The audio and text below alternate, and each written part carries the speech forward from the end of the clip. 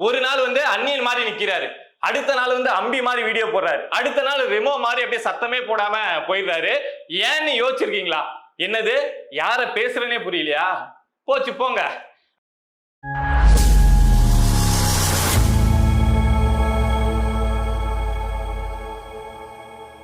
அனைவருக்கும் வணக்கம். ஒரு 10 நாளைக்குள்ள ஒரு மனுஷனுக்குள்ள ஏன் இத்தனை சேஞ்ச் ஓவர் அப்படின்னு யோசிச்சு பார்த்திருக்கீங்களா? என்ன காரணம் அப்படின்னு. ஒரு நாள் வந்து அந்நியன் மாதிரி நிக்கிறாரு, அடுத்த நாள் வந்து அம்பி மாதிரி வீடியோ போடுறாரு, அடுத்த நாள் ரெமோ மாதிரி அப்படியே சத்தமே போடாம போயிடுறாரு. ஏன்னு யோசிச்சிருக்கீங்களா? என்னது, யார பேசுறேனே புரியலையா? போச்சு போங்க. நம்ம அண்ணன் திருமாவளவன் அவர்களை பத்தி தான் பேசிட்டு இருக்கேன். ஃபர்ஸ்ட் பேசுறதுக்கு முன்னாடி ஒரு டிஸ்க்ளைமர் போட்டுருவோம். என்னப்பா அவனுக்கு திருமாவளவனை பிடிக்காதா, அவனுக்கு விசிகானா பிடிக்காதா அப்படின்னு நிறைய பேர் வந்து கேட்பீங்க. நமக்கு திருமாவளவன் அவர்களை பிடிக்காது அப்படின்னு கிடையாதுங்க. ஒரு காலத்துல திருமாவளவன் அவர்கள் இந்த சமூகத்தில் இருக்கக்கூடிய ஒடுக்கப்பட்ட மக்களுக்கான தலைவராக இருந்தார். அப்ப அவர் மேல மரியாதை அப்படிங்கிறது இருந்தது. பட் இப்ப அவர் இல்லையோ அப்படிங்கிற சந்தேகம் எழுந்திருக்கு. அதனால அந்த மரியாதை அப்படிங்கிறது கம்மி ஆயிடுச்சு. சென்னை உயர்நீதிமன்ற வளாகத்துக்கு முன்னாடி ராஜீவ் காந்தி அப்படிங்கிற ஒரு வழக்கறிஞர் மேல திருமாவளவன் அவர்கள் பயணித்த கார் அப்படிங்கிறது மோதுது. அந்த சம்பவம் எல்லாமே பார்த்திருப்போம்.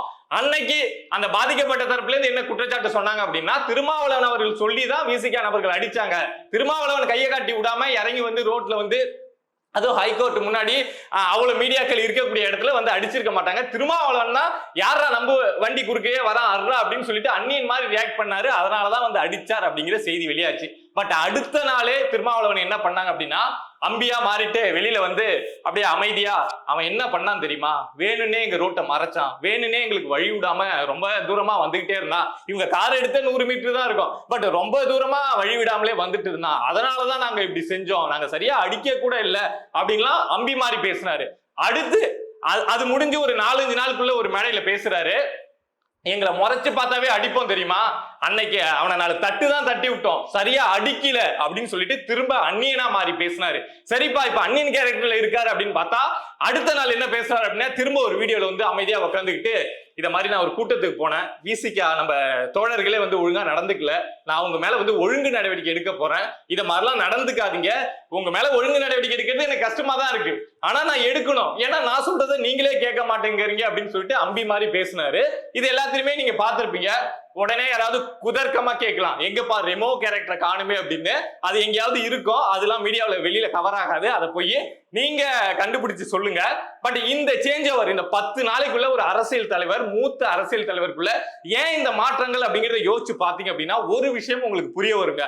என்ன அப்படின்னா, ஒரு காலகட்டம் வரைக்கும் திருமாவளவன் அவர்களுக்கு வந்து அந்த சமூகத்திலிருந்து, அவர் இருக்கக்கூடிய அந்த தலித் சமூகத்திலிருந்து ஒரு தலைவர் அப்படிங்கிறது புதுசா உருவாகல. சோ இவர் மட்டும்தான் எங்க பார்த்தாலும் திருமா திருமா திருமா, பறையர் சமூக மக்கள் அப்படின்னாலே திருமா அப்படிங்கிற அந்த ஒரு சத்தம் மட்டும்தான் இருந்துட்டு இருந்தது.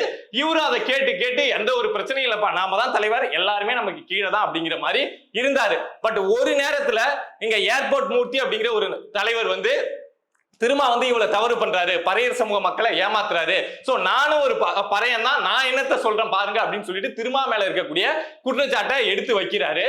அப்போ திருமாவுக்கு ஒரு பெரிய வைத்தறிச்சல் வந்துருது. என்னடா அது, இந்த சமூக மக்கள்லாம் நம்ம வந்து மூளையை கழுவி நாம தான் இங்க அவங்களுக்கான விடிவெள்ளி அப்படிங்கிற மாதிரி போயிட்டு இருக்கோம்.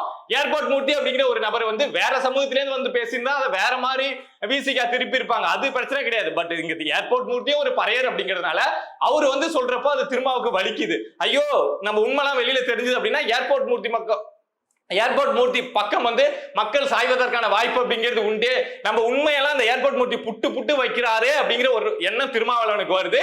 அதாவது தன்னுடைய சொந்த ஓட் பேங்கிங்ல கையை வைக்கிறார் ஏர்போர்ட் மூர்த்தி அப்படிங்கிற கோபம் வருது. சோ அந்த கோபத்தோட வெளிப்பாடா தான் டிஜிபி ஆபீஸ் முன்னாடி வச்சு ஏர்போர்ட் மூர்த்தி அவர்கள் தாக்கப்பட்டது. எப்படியோ சாதிச்சு ஏர்போர்ட் மூர்த்தி அவர்களை குண்டாஸ்ல உள்ள வச்சுட்டாங்க, ஆளுங்கட்சி கூட்டணி அப்படிங்கறதுனால வச்சுட்டாங்க.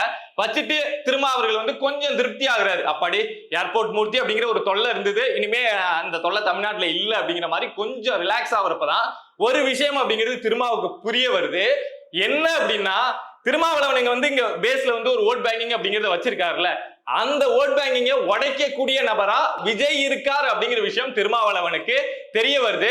விஜய் வந்து இது வரைக்கும் 6 கூட்டங்கள் நடத்திருக்காருல்ல, அதுல அதிகப்படியா விசிகாவை சேர்ந்த நிறைய நபர்கள் வந்து விஜயோட கூட்டத்துக்கு வந்திருக்காங்க அப்படிங்கிற விஷயம் திருமாவளவன் அவர்களுடைய காதுக்கு போகுது. ஏன்னா கட்சி நிர்வாகிகள் சொல்லுவாங்கல்ல, எங்க நம்ம கட்சிக்குள்ளதாங்க இருக்கான், ஆனா விஜய்னு சொல்லிட்டா ஊர்ல பாதி பேர் இருக்கானோ எல்லாரும் விஜய் பார்க்க போயிட்டாங்க அப்படின்னு திருமாவளவனுக்கு கீழே இருக்கக்கூடிய தலைவர்கிட்ட சொல்லியிருப்பாங்கல்ல. கீழே இருக்கக்கூடிய தலைவர்கள் போயிட்டு திருமாவளவன் காதுல வந்து இத மாறிங்க, விஜய் அரசியல் அப்படிங்கிறது நம்ம ஓட் பேங்கிங்ல கைய வைக்கிற மாதிரி இருக்கு, இதுக்கு ஏர்போர்ட் மூர்த்தியாவது பரவாயில்ல, அவரையாவது கொஞ்சம் பேருக்கு தான் தெரியும், பட் விஜயோட அரசியல் அப்படிங்கிறது விஜயோட அரசியலை நோக்கி விசிகா நபர்கள் நிறைய பேர் போறாங்க அப்படிங்கிற விஷயத்த திருமாவளவன் காதுல கொண்டு போய் போட்டாங்க. அங்கதான் மனுஷனுக்கு வந்து பதட்டம் அப்படிங்கிறது வர ஆரம்பிக்குது. அது உண்மையும் கூட தான். நீங்களே பார்த்திருப்பீங்க, விஜய் அவர்களுடைய கூட்டத்துல வந்து நிறைய பேர், நீங்க எங்க இருந்து எந்த கட்சியில இருந்து அதிகமான நபர்கள் உடைஞ்சு இப்போதைக்கு வரைக்கும் விஜய் கட்சிக்கு போயிருக்காங்க அப்படின்னு பாத்தீங்கன்னா, திருமாவளவன் அவர்களுடைய ஓட் பேங்க்ல இருந்த நிறைய பேர் வந்து அவர் மேல நம்பிக்கை இழந்த நிறைய பேர் வந்து நம்ம விஜய் பக்கம் போய் பார்ப்போம், ஒரு மாற்றம் வேணும் அப்படின்னு மாற ஆரம்பிச்சதை நீங்களே பார்த்திருக்கலாம். பட் நமக்கே இந்த விஷயம் அப்பட்டமா தெரியுறப்போ திருமாவளவன் அவர்களுக்கும் மேல இருக்கவங்களுக்கும் தெரியாதா?